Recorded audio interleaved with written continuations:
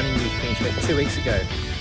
The site's had about 30 mils of rain since, and it's located about 5k southwest of the Cotter Dam here in the ACT. We were contracted by Parks Conservation Service in the ACT to plant 2,000 trees and shrubs and ground covers here on this site. This site was an old pine forest, and over many years, it's been a floodplain, and also too acting as habitat for many diverse species. One of the more dominant plants, I'm going to say weeds, I say plants, that's coming up on the site is blackberry, and that's quite natural on a pine forest site. For some reason, whatever it is to do with the soil, blackberries seem to love that acidic nature. But one thing I've noticed in the planting too since we've been here is that there seems to be a lot of recruitment coming up in the areas where the blackberry have been mulched down. They've had a forest mulcher here to plant or to prepare the area for when we come into plant, just basically give us some area to plant into. Otherwise it would have been just one big infestation of blackberry. Now, we love the work that we do with various different government groups and organisations. One thing we are noticing, as I said before, is that there's actually a lot of natural recruitment coming back, and I'm not trying to put myself out of job here, but as soon as we see some disturbance of where the blackberry has been mulched down, and blackberry create beautiful soil. You get a leaf drop every 12 months, you get different critters coming in, birds, foxes, deer, all what you consider pest species. But since we've been here, so many native birds are actually using these blackberry as habitat. And now I'm not advocating for the growing of blackberry, even though they are a great food source. Getting back to what I was saying before, what I'm seeing is, are we taking the right path here with planting these areas back out, where creating some disturbance will probably actually do the job we want it, and that's why the plants will come back by themselves. So since we've been here, we've noticed a lot of different undesirable plants as opposed to weeds. We call them undesirable plants. One feature of this site has been a wet summer, so the blackberries have done exceptionally well. And another one that's done exceptionally well has been the flaxseed fleabane, everywhere. But again, it's fulfilling a role in the landscape. It's actually mining minerals from down deep, bringing them to the surface and making them plant available. So if we can get that material back on the ground in the form of mulch, then we're only going to be building more of that soil carbon and leafy organic matter on top to break down and put back into the soil.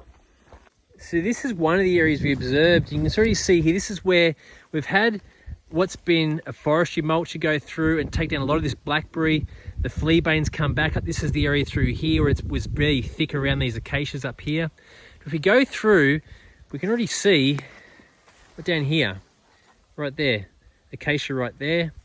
We've got a lot more coming up in here, and this gets really thick up here with blackberry, also native raspberry. Another one here too, another acacia popping up here already. So when we come in this area through, this has been hit really hard with the forest mulch, as you can see. There's also a bit of scattered blackberry plus also some native raspberry in here. But look at the acacias coming back. Already 6 months later, you've got progressively plants coming back just because of that disturbance, that mulch layer which has been settled, opened up, and now these plants can come back through. So question is, are these blackberries as bad as what we've been told? Look, here's another acacia just here. Early pioneer species, they're going to be getting that canopy up. One just there. They're like hairs on a cat's back. So they're going to be the early successional plants that are going to come up and provide that canopy for others to pop up through. Look, I really do believe there is an area, because this is what we do every day. We do believe there is an area for us to come back and plant and revegetate areas to bring back seed banks and to encourage the species to proliferate again in light of things like pine forests and fire. But is it possible that we could actually, just by creating some disturbance, whether that be mechanical, whether that be fire, any other tool you got at your disposal to get the system going again and get it up and running, get these seed banks which are sitting there dormant, activate them and get them going again. So you can already see after 4 weeks, great bit of growth in that plant there. But again, the early adopters, the early pioneers coming back up through to cover the soil, and Mother Nature doesn't care. She just wants something to cover the soil, and there's a plant there to do it. She'll put it into action. But I just want to look at a couple of the planting techniques here. And one thing I was big on a few years back was making sure that you get this rain catcher just above or just below the top of the planting mound here. But I've reconsidered that, because what happens is, while wind can catch these and flap them around if they're not secured properly, this has been done really well. That's not going to go anywhere. It's holding really well. But what it does do, it allows for this to wash in. See that? I'm going to show you a couple of other sites with another different planting technique we've done up here, which is going to stop a lot of that. Still, have the rain catcher acting as that diverter of rain and moisture back into the tree, but also too how to stop the weeds from coming up. So these trees here have been planted by, let's say, person A. You can already see in the guards here, there's a fair bit of soil falling in.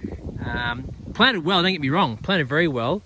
And then over here planted by, we'll call them tree planter B. And as you can see here, the tops are just above soil level, right? So nothing's getting in. While this grass is being stopped from growing, it's stopping all that soil ending back up in the guard. Hey Philip, see that there? We already know these guards from Planting Systems Australia, the pink ones, the red spectrum of light actually increases photosynthesis. What we're also finding now with the black have been great, particularly in those sort of colder climate areas with heavy frost. So in winter, you've got a lower sun angle coming into the guard, and it warms the guard up ever so slightly and brings the temperature inside and disperses the frost early for the tree. Now in summer, you've got a higher sun angle, so you've got less surface area being affected by the sun. But also too, what you're going to get is heat rising. So cool air can come up underneath here, rise up through the guard and out through the top. So it's never going to cook the tree. In other videos too, we're going to go and show you why we've gone away from the white rain catcher and gone to the black rain catcher. What we're finding with the black rain catcher is that you won't see it enough now, but it's actually helping to solarize those grasses underneath and stop them from growing. Where something like the white rain catcher, you still have a certain amount of light getting through. See there? See how much more of that seed bank is actually growing up?